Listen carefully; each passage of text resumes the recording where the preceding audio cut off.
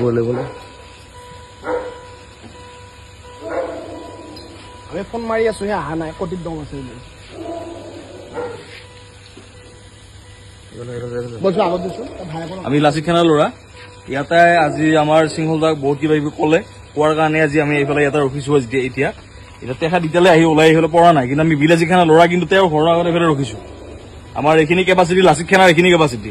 এতিয়া কথাটো হ'ল মানে ধৰ সিংহলদাৰ ওপৰত যদি কিবা কথা যদি আহে তেতিয়া আমি কোনো কাৰণত ৰখি নাথাকো আৰু যদি তেওঁৰ যদি ইমান যদি দম যদি আছে তেওঁ ওলাই আহক তেওঁৰ বাটৰ আগত ৰখি আছো আমি তেওঁ চাওক এইটো ঘৰ আৰু এইখন আপোনাৰ এই গেটৰ ফ্ৰণ্টত গাড়ী ৰাখিছো আমি লাচিত খানাৰ ল'ৰা তেওঁৰ ভায়েক আহি কেনে গুচি গ'ল ভায়েক আহি কেনে গুচি গ'ল তেওঁ কটিত দম আছে বুলি কৈছে বিলাচী খানা খনিকৰ যদি কটিত দম আছে মোৰ ঘৰলৈকে আহা চিংগল লাগে তো আমি আহিছো চিংগল লাগিবৰ কাৰণে অকল আহি তাই আহিব লাগে ন আহি আহিব লাগে ঘৰটো দেখাই দে ভালকে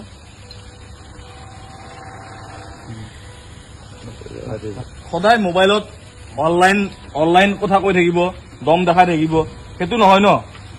অসমীয়াৰ কাৰণে আহক ভিক্টৰ দাস এতিয়া কথাটো হ'ল এনেকুৱা ধৰ ভিক্টৰ দাস মানে এনেকুৱা এটা ধৰ ৰোড প্ৰেজেণ্ট হৈ গৈছে বা এনেকুৱা এটা ধৰ প্ৰেজেণ্ট হৈ গৈছে ভিক্টৰ দাসৰ মানে ধৰ ভিক্টৰ দাস বুলি ক'লে মানে ৰাইজে ভয় হৈ যায় কেতিয়াবা বিলাচী খানা এনেকুৱাকে কৈ থাকে তেওঁ মানে ধৰ বহুত ডাঙৰ কিবা এটা আৰু সেই ডাঙৰ কিবা এটাৰ ঘৰৰ ফ্ৰণ্টত থাকি আমি কথা কৈ আছো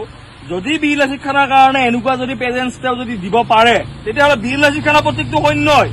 তেওঁ ঘৰৰ ভিতৰত সোমাই মাৰিব পাৰে আৰু সেই বস্তুত আমি আজি তেখেতক কৰা নাই আৰু যদি কিবা কাৰণত যদি এনেকুৱা কৰিব লগা কিবা যদি হৈ যায় তেতিয়াহ'লে বিলাচী খানাৰ আমি প্ৰত্যেকটো সৈন্যই তেওঁৰ এই কুকাণ্ডৰ উত্তৰ দিবলৈ কোনো কাৰণ আমি পিছুৱাই নাহো আমি সেইটো কৰিমেই আইন হাতত তুলি যদিও নলওঁ কিন্তু মানে ধৰ আমাৰ আইন হাতত তুলি নলওঁ কিন্তু হলেও মানে আমি বিলাচী খানা এইটো কথা ক'ব জানো যদি কিবা কাৰণত তেওঁ যদি এনেকে থাকে তেতিয়াহ'লে আমি তেওঁৰ প্ৰতি উত্তৰ দিবলৈ আমি তেওঁৰ ব্যৱস্থা আমি নিজে ল'ব পৰা প্ৰযোজ্য আমি হয় আমাৰ হিন্দী প্ৰযোজ্য আমি হয় আৰু সেইকাৰণে আমি কওঁ তেওঁ নিজে ঠাণ্ডা হৈ যাওক নহ'লে আমি গৰম হ'ব লাগিলে তেওঁ বহুত কিবা কিবি হৈ যাব তেওঁ সেইটো কাৰণে আৰু তেওঁ আজি এইটো তুমি কৈ দিয়া ঘৰলৈকে আহিব লাগে তা আমি আহিলো তাৰ ঘৰলৈকে ৰখিলো আমি এতিয়াও ৰখিম আমি ৰাতিপুৱালৈকে ৰখিম তেখেত আহক আহি কেনে কথা পাতক আমাৰ কি হৈছে আৰু তেখেতে কৈছে চিংগল লাগিল শৃংখলতাক হেনো বোলে তেওঁ ভাঙি পেলাই দিব তে আহক শৃংখলতাক ভাঙিব নালাগে শৃংখলতা আহিবই নালাগে আমাকে ভাঙক দিয়কচোন বাৰু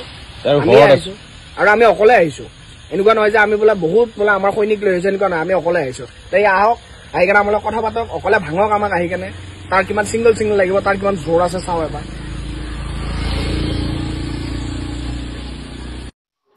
সাবস্ক্ৰাইব কৰক আছামিজ তৰকা চেনেলটো আৰু বেল আইকনটো প্ৰেছ কৰক সকলোতকৈ আগত ভিডিঅ'টো পাবলৈ